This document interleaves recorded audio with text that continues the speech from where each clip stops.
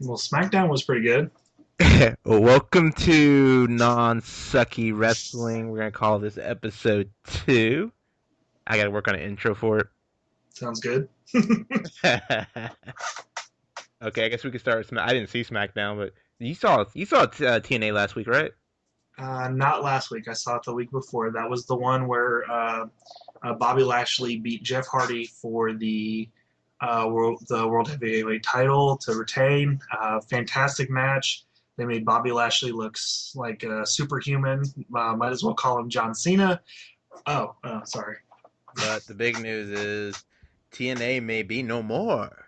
Spike TNA. has Yes. Yeah. canceled their contract with TNA, and so October, that's it. And then TNA loses TV deal, which means it may go under. And there's rumors that WWE may be looking into buying the TNA video library. Really? Yeah, Hmm. that was the big news of today. Like that would actually be kind of cool to throw that up on the WWE network. I'll tell you this right here though. If they wanted to, if they, I don't, if WWE wants to sustain the network, I feel like they need to add more shows to it. Yeah. And Well, what there was a better? report out that they're kind of upset that people who like current subscribers aren't really watching the WWE network except for live events. Yeah, Like, no duh, because you didn't put everything you promised on there. I was like, that's to be expected. I mean, that's what we have it for the live events. I No, mean, we I pay. actually got it with the plans to watch all those earlier Raws and like back starting with the Attitude Era, watch those back to back during the week, but they're not there. Yeah, yeah. I don't give a I mean, crap for pay per view. Like, what's the point of watching the pay per view if you don't get the Raws and everything leading up to the pay per view? that's acceptable. I understand that completely. Why on earth would I want to watch the pay per view if I don't like I when I first got the WWE Network, I went to watch CM Punk's cash in on Jeff Hardy at Extreme Rules. And That was see, a all fan- those SmackDowns and Raws leading up to that were amazing, and yet you can't watch those. exactly. I don't know what's going on. Like I don't know. Like, because then all you can go to is the next pay per view, and the next pay per view, all it is shows them wrestling, and CM Punk gets disqualified. Well, I guess that's starting a heel turn. I don't know because I don't know what's going on. Yeah, the very first episode I watched on, the first thing I did when I got it, I went to 1990, I think it was 98. The only episode they have on there with Mike Tyson and Steve Austin and stuff. It's like, okay, that was a good episode. Now I want to watch the next episode. Yeah. And I don't have a whole lot of time, and so the WWE Network does suit my need because I pay $10 a month. I get my wrestling my pay per view every month, and I have my little wrestling party that I do, Yeah. and I watch main event when I can. Other than that, it's See, the thing is, you can't expect the number of subscribers to go up if all your pay per views ever since you launched the network have been total crap. Even WrestleMania was crap. I mean, you had a couple of good matches, but nothing was really memorable other than the streak ending and and Daniel Bryan win the championship. yeah. Otherwise, I don't remember any. I think we talked about it last week. I don't remember anything else from that pay per view. Well, Oh, the uh, opening of the yeah, three the big opening. icons. Yeah, yeah. I mean, but I mean, other than that, there wasn't. There was the John Cena versus Bray Wyatt, which was very underwhelming. Yeah. There was there was the Shield versus Kane and the Outlaws, the New Age Outlaws, which was again very underwhelming. I mean, what are we talking here? We're talking about your Super Bowl pay per view, and if Daniel Bryan faced Sheamus, it probably wouldn't have sold anything. Yeah. If you had Let's jump over sticked, to if CM Punk would have sticked in and didn't quit, if he would have stayed, and we would have had CM Punk versus Triple H, and we would have had Daniel Bryan versus Sheamus, and we would have had Randy Orton versus Batista, you would have had probably 3 pay-per-view buys, and it yeah. probably would have been by the people who run the company. Like, you know what? I'm gonna go ahead and buy just to just for Like, just to true fluff my numbers. fans like what we tell them they're gonna like. Yeah. Let's go ahead and get into this week's Raw recap. it opened up with John Cena in the ring, responding to Heyman and Lesnar from last week, which was a pretty good opening segment, especially I the segment that involves John Cena. I agree. I agree. I feel like How, John Cena definitely. Sorry, I keep interrupting you. I no, go apologize. keep going. I was say I feel like John Cena really, stepped it up. He didn't do his little, comedy gag. He Yeah, was very serious. He's very intense. I mean, he knows in this particular instance he has no room for that. Like he needs to be serious Cena because like he's not gonna fool anybody by joking about Brock Lesnar, the man who conquered the streak. and then uh, Cesaro comes out and interrupts Cena, and they have their bout, which was a 5-star match between the two. It's It like, was whoa, it was maybe pretty they should superb. have the Summerslam match instead of Cena and Lesnar, because Cena and Lesnar would be good, but I don't know if it's gonna be as good as Cena versus Cesaro was. Well, it's mainly about and I'll tell you this Raw was quite superb. It did have its normal crap that was filler, but where they needed it was good. But uh, the match was fantastic. It Like was nice seeing Cena actually wrestle and not like doing the same old. yeah, well, it's basically you get a Cena wrestling match and it's great. You want to cheer for Cena, but when you get the match where he's beat up the whole time, and then at the last minute he Hulks out. he hulks out, hits you with a random attitude adjustment, or just out of nowhere he does the five knuckle shuffle and then hits you with it. Like what? Like you've been getting your butt kicked the whole time, and then out of nowhere you win. Like why is that entertaining for me? See, that worked for Hogan back in the '80s, and that worked for The Rock during the '90s. But I think people are tired of that now. Yeah. Okay, the next match was Bo Dallas versus R-Truth, with Bo Dallas ending his undefeated streak. See, it's I think I I think they rushed that. Like it's okay ending it like that, but it was a really rushed segment and match. I don't have a problem with him losing. Yeah, I don't have a I problem with losing I either. I just have a think problem with them. It felt a I little bit I rushed. I have an issue with who he lost to, Actually, and I have an issue. that made it funny though. Yeah, it did make it a comedic segment, but I'll tell you this right now. I would have taken him much more seriously had he lost to Dolph Ziggler the last week and then beat up on Dolph Ziggler. I would have felt more compelled to see him more as a heel if he beat up someone that was more liked by fans. Does that make sense? Yeah, Because I mean, R-Truth is been around forever. He I mean, I think R-Truth needs to join that new faction that they have with Big E and Kofi and Xavier Woods. well, absolutely. I'm still curious what the heck's going on with that. But Yeah, I don't know why they slowed down on that. I'm, Like I'm that, this would have been a perfect week to capitalize on that. But like they didn't even feature it in the little recap from last week. And I thought that was like one of the most exciting things about last week's Raw. Like, okay, they're finally gonna bring back the new nation. I'm still curious what the heck's going on with Xavier Woods. I mean, he goes from jobber to leading a faction. I mean, what is going on right now? I mean, I'm trying to figure it out. Like, what did I miss? I mean, from one week he gets wrecked by anybody, and now he is now teaming up you know Big E and Kofi, and everyone's like, oh, let me follow this guy because he's a winner. Sorry, I'm just saying.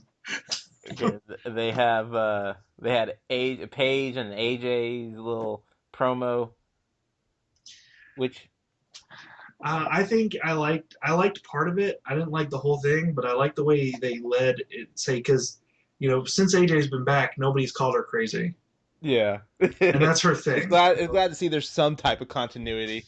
Yeah, like that's her thing. Like they need to, and then you're like, Paige brings up that, every time, like Paige is still evolving her character, and so like Like Paige is good for AJ, and AJ is great for Paige. exactly like the main thing I'm gonna tell you tell that I love about what's going on right now is we have for the first time in since I started watching wrestling again, three legitimate diva feuds. Yeah. Like I'm actually I'm actually looking forward to the Brie Bella versus Stephanie McMahon feud at WrestleMania. I mean, sorry, SummerSlam. I It's crazy. Like we have Naomi and Cameron, which don't is care about that. consistent, but it's consistent. They didn't give up on it. Yeah. They didn't just end at Cameron losing or Cameron winning at the pre-show. They are consistent. They are keeping it going. And we have the AJ and Paige feud, and now we have the Brie Bella and Stephanie feud. We have three consistent feuds in the Divas division for the first time in I don't know how long.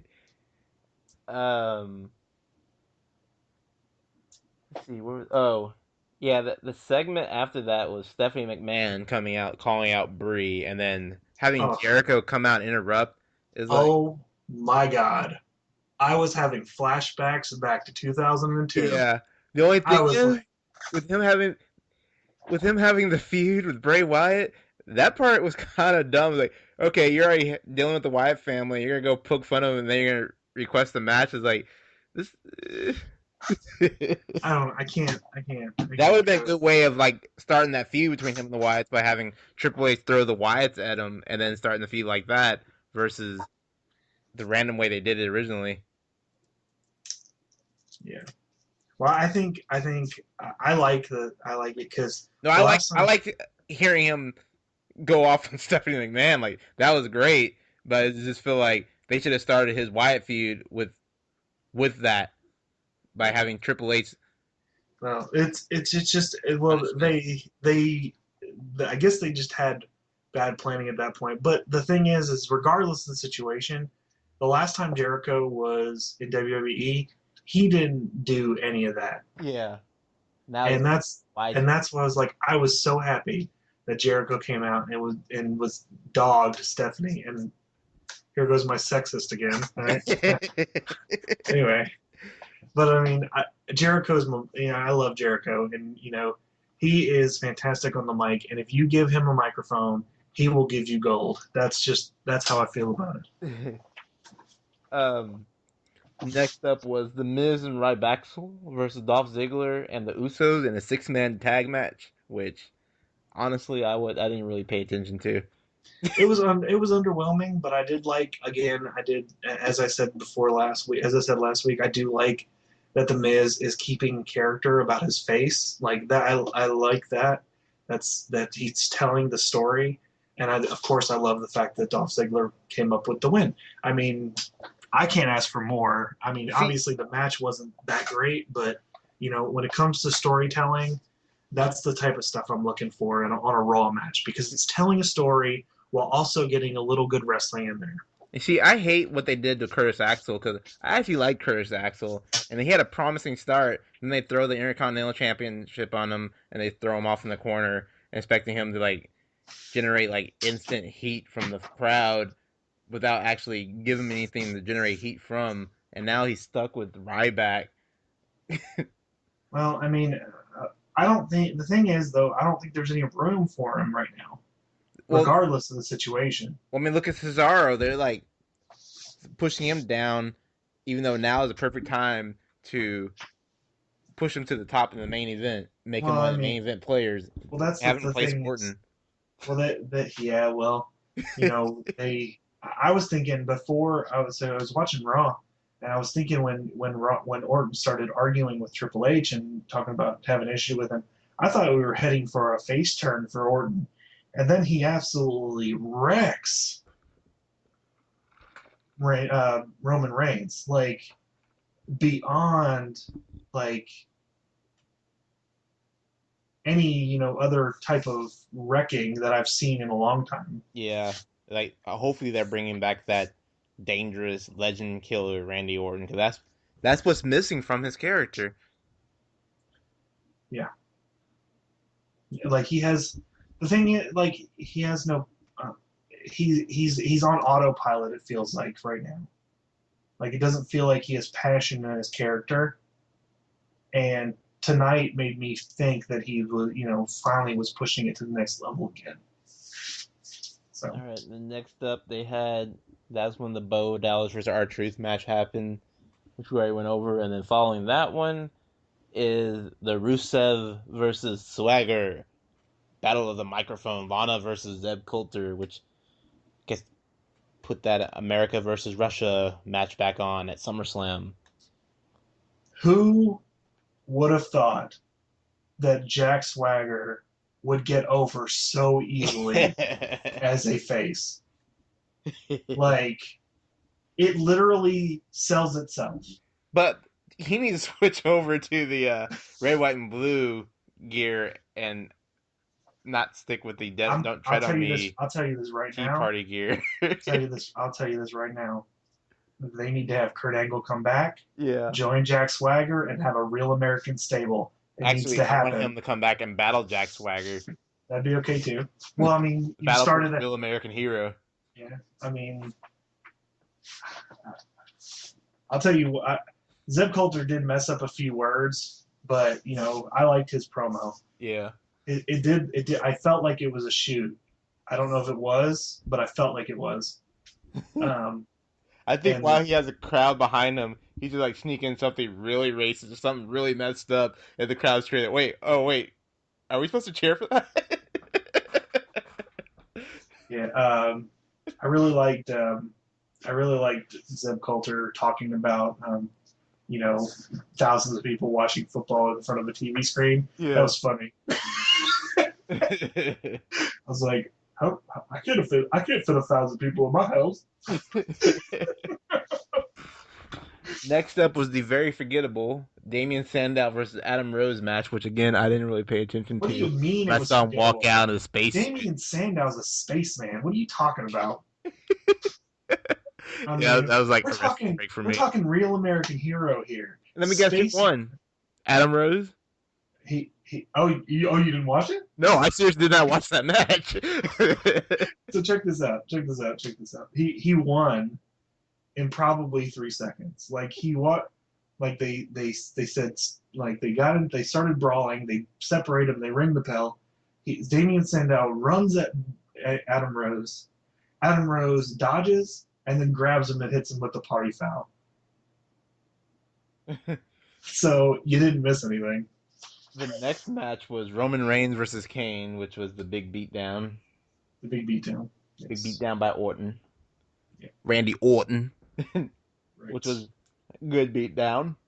It was good storytelling because it's going to lead to the Randy Orton versus Roman Reigns at SummerSlam. The only thing I'm interested in is I'm curious if Triple H is going to wrestle at SummerSlam. If they really try to sell it, what is Triple H going to do? Maybe he's going to be a special guest referee or something. I think he's gonna be in Stephanie's corner for her match. I don't think he's gonna be involved in that storyline.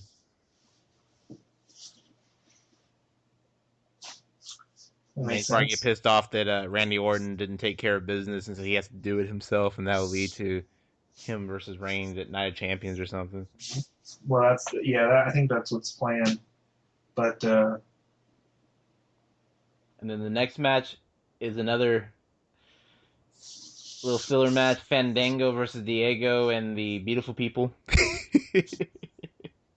Summer Rae and Layla. Like, I don't know what they're doing with that storyline. They should have ended that storyline when they had them team up and had them going after other divas. they need to do something that not having Fandango lose to everybody. Like it was good at first, but it's not fun anymore.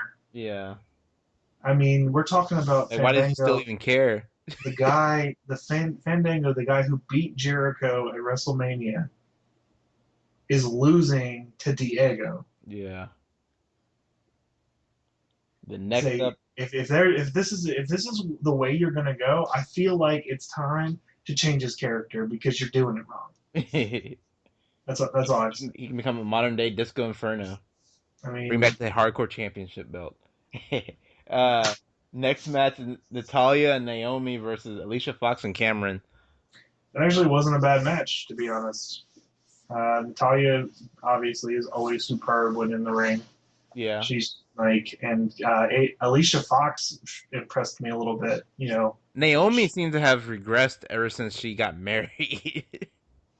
Like she used to be really good in the ring, and lately she's been making a lot of mistakes, and it seems a little sloppier. But I don't know if that's because of who her opponent is, yeah, or like she's. I was more interested in that Naomi and Cameron were selling it in the ring about their feud and whatever. Mhm. But I was more interested when it comes to wrestling. I was more interested in Naomi. I mean not Naomi, but Cameron. Natalia and Oh, Natalia and Alicia Fox. Alicia Fox because they showed me something that Yeah, you like know Alicia can be good yeah with the yeah right opponents, but the they thing is, really put Naomi on. can also be good. That's why I don't know if it's Cameron holding her down or what the deal is. Like she hasn't been as good as she normally is. I'm not sure. Then we had the really great match: Chris Jericho versus Seth Rollins. Fantastic. I, That I you I shouldn't mean you shouldn't have given that one away for free. well they didn't. That's why no one won. No, I mean, but they still had that matchup. Yeah, but I mean I mean I'd actually prefer Seth Rollins versus Chris Jericho over Chris Jericho versus Bray Wyatt. um well I'll tell you this: the Chris Jericho versus Seth Rollins was 4 times better than the Bray Wyatt versus Chris Jericho. I mean, Bray Wyatt's really good. It's just I don't know what was going on at Battlegrounds with them. They're I don't know, they had no chemistry. I Seth Rollins just impresses me every single week. Like the move he did when Jericho was putting like when he was on the ropes and he did like the front flip or whatever. That was Hmm. fantastic. Yeah, there was a Bleacher Report article about uh it seems like ever since they introduced the Shield and the split of the Shield, they had set up for Roman Reigns to become a main event star and all the focus to be on him, and then followed up by Seth Rollins, and then finally Dean Ambrose. But lately, it seems like right now, crowd wise, heat wise, the crowd's really behind Dean Ambrose more than the other two. Well, yeah, I mean, Dean Ambrose is he's more of the underdog because Yeah, most of the smarks know that Roman Reigns is next in line. yeah, So there's still cheers for Roman Reigns because he's the archetypical, wrestler that is, the Rock style that the next main event star. While Dean Ambrose is this, grungy, rugged, not that next, not that face that everybody, wants to just love on, and he entertains and tells that story in the ring, and he gets people behind it. Even the people who are the normal John Cena fans are like, that Dean Ambrose man, he's crazy in the ring. Like he creates that buzz. and then they said that he was away doing promotional work, which is why he wasn't on Raw yesterday. But then there's been reports that the dark match, as soon as Raw went off the air, he came out with Big Show and wrestled the match. He's like, why would you not have Dean Ambrose on that Raw? I don't They know. have like they're trying to like replace Daniel Bryan right now while he's away, and you have these wrestlers that people are cheering for, but you won't push them and make them the main events, like Dean Ambrose, Dolph Ziggler, Well, I Cesaro. I'm really hoping that the latest the thing that's going on with Dolph Ziggler, I'm really hoping that's a push. Like because it seems like he's getting pushed. It's kind of a push. Like I think it's kind of a push, but I don't think he's ever gonna be like main event, be challenged for Well, the yeah, heavyweight I title. don't Or think so. like I don't I think think the so either. Intercontinental is probably the biggest It, he's gonna get because well, I think they're gonna have to repackage Dolph Ziggler if they want to make him a main eventer. I don't think they plan on ever making him a main eventer. They already have their mindset set on who the main eventers are. I mean, like, the people you Yeah, see now seem like they're supposed to get by until Batista and Daniel Bryan come back. Yeah. Well, no, I'm just saying, when it comes to if at some point that was the future, because he's still pretty young.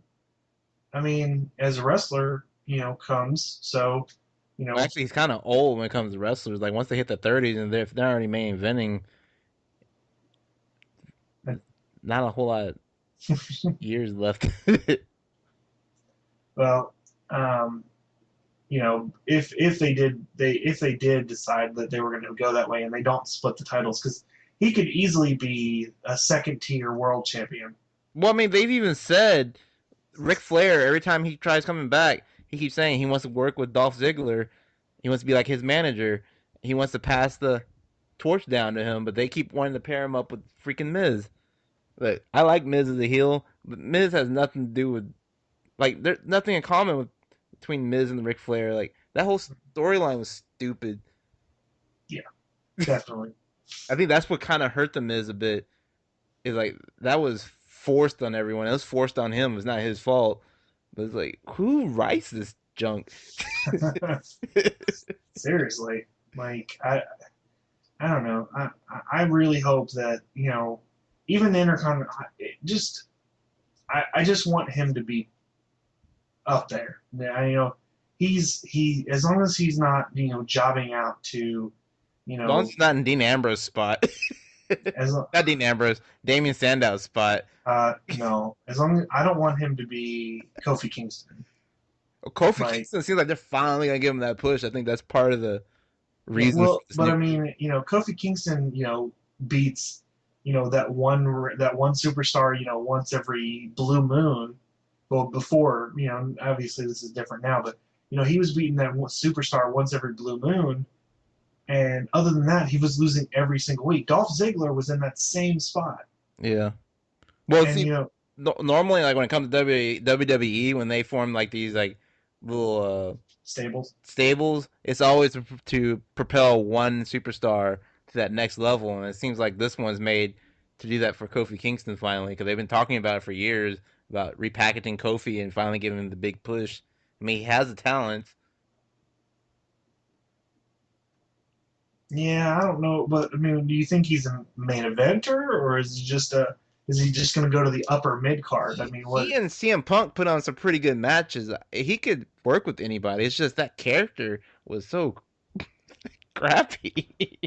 See, I guess like it's hard for me to see. Like right now, they're pushing these people the right, you know, and it's hard to see the same like two of the same types of wrestlers being pushed at the same time, Yeah.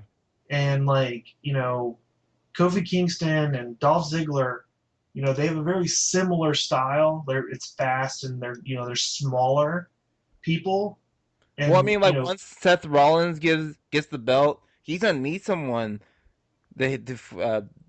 to challenge him for the belt to make those high flying matches. mhm. Kind of like when it was Jeff Hardy versus CM Punk for those couple of months.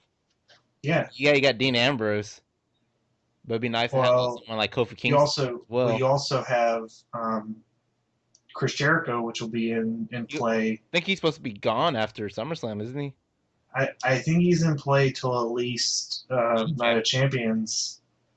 Same, but like I Why don't just they take don't. Seth Rollins and get the belt until like WrestleMania or right after WrestleMania? Because they keep making mention of no one ever tried cashing in at WrestleMania. Well, that would make sense. Brock Lesnar dropped the title to Roman Reigns at WrestleMania, and then They'd have Seth you know Rollins cash in and Seth start a feud Rollins between those cashed two. in to start Roman Reigns versus Seth Rollins feud. Yeah, I mean, it makes itself. that'd be 2015. Except people are thinking that they're gonna have make a stipulation of Dean Ambrose versus Seth Rollins for the briefcase.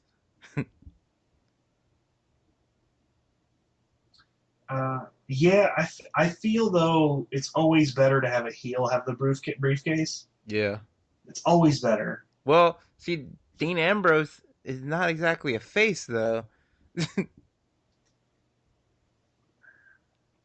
What's the what was the yeah, he is. He's the anti-hero kind of. He's an anti-hero, but I mean when it comes down to briefcase wise, he'd still. I mean, you look at what happened to Dolph Ziggler. Dolph Ziggler was a heel, but he might as well have been a face. People were waiting. That's because people saw his skill and they knew how good he was, and they knew he deserved that push that he didn't ever get. Yeah. No He got successful swaggered. title defenses. All right, and so the confirmed matches for SummerSlam so far after tonight's SmackDown or this week's SmackDown is the WWE World Heavyweight Championship match: John Cena versus Brock Lesnar. Luke Harper and Eric Rowan banned from the ring in the Bray Wyatt versus Chris Jericho match. A singles match between Brie Bella versus Stephanie McMahon. A singles match between Randy Orton versus Roman Reigns. And a singles match between Jack Swagger and Rusev. You can expect. I believe the Jack Swagger Rusev match is a gimmick match. Yeah, it's probably gonna be a flag match. Yeah, and you can expect there to be a Page versus. Oh yeah, there's like WrestleZone saying expected to be added to the card is Hulk Hogan to show up and somehow be involved, and then they expect the Jack Swagger versus Rusev would be a flag match.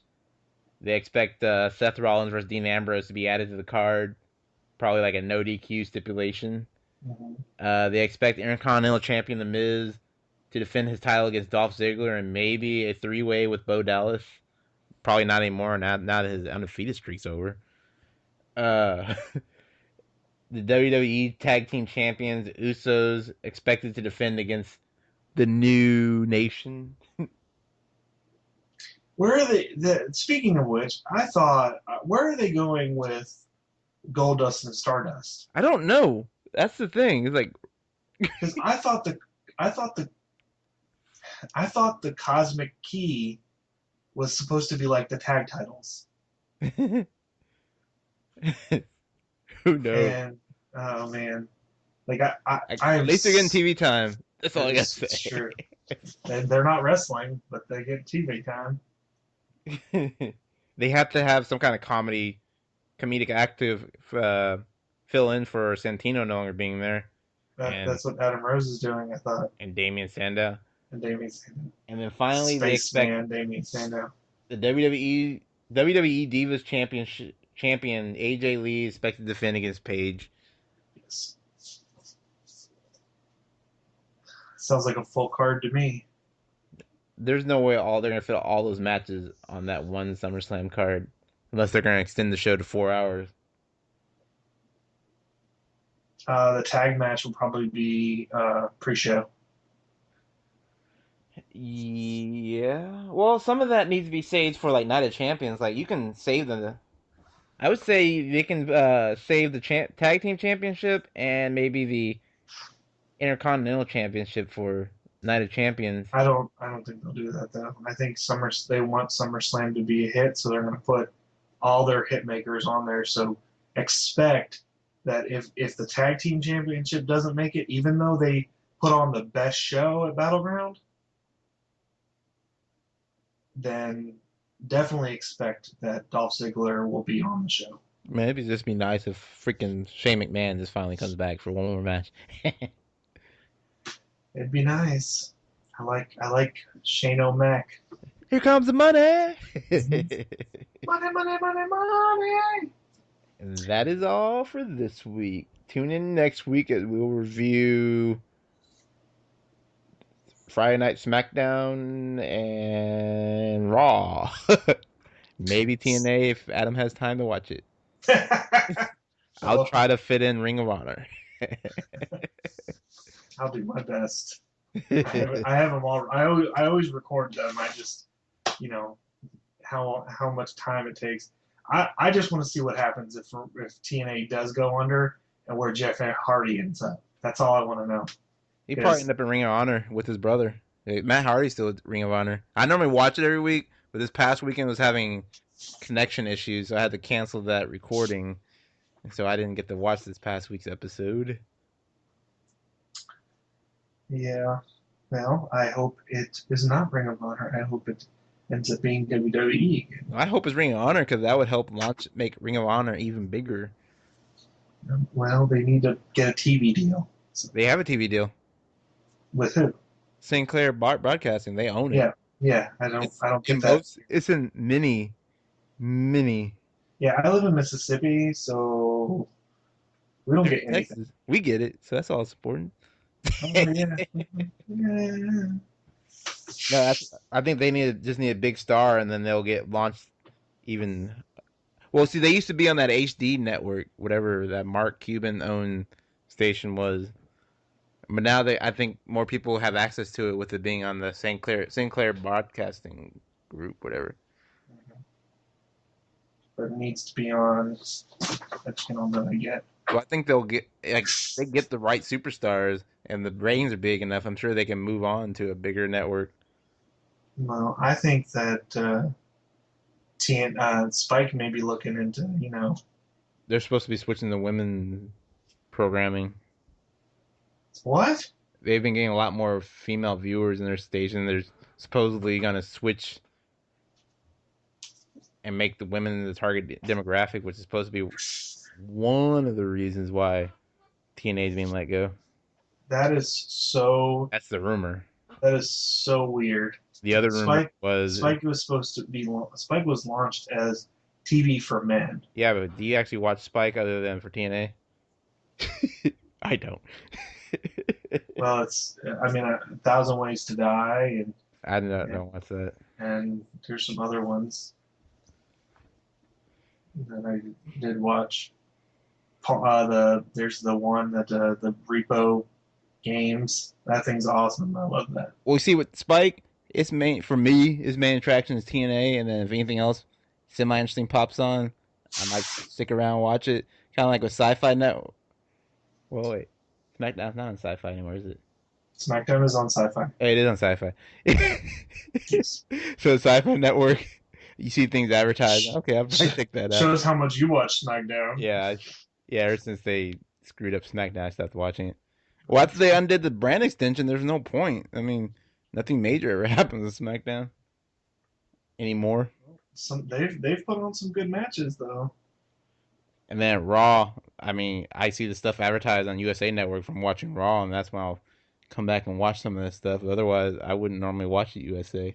Like when they lost WWE programming a couple years ago. Dean Ambrose and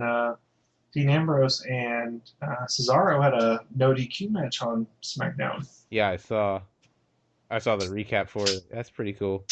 Yeah, you saw all those chairs. That was a lot of chairs. There was like 10 chairs in the middle of the ring when he did that superplex. It was freaking crazy. I think it's time for SmackDown to be live. I think so too, but I Make like the live on fact the that WWE Network on Tuesday nights, but then have the network airing on Friday. I think that they can't do that because Yeah. of their contract. But I think I like the way they do it. I like that they pre-record it, because I can look at the spoilers and then decide if it's worth watching. I don't have to waste 2 hours of my life watching it. Be like, oh, well, that was not exciting at all. Okay, I can be like, okay, well, I read it. Okay, Dolph Ziggler doesn't win. Okay, I don't need to watch it then. Let me try wrapping this up again. That's all for this week. Tune in next week.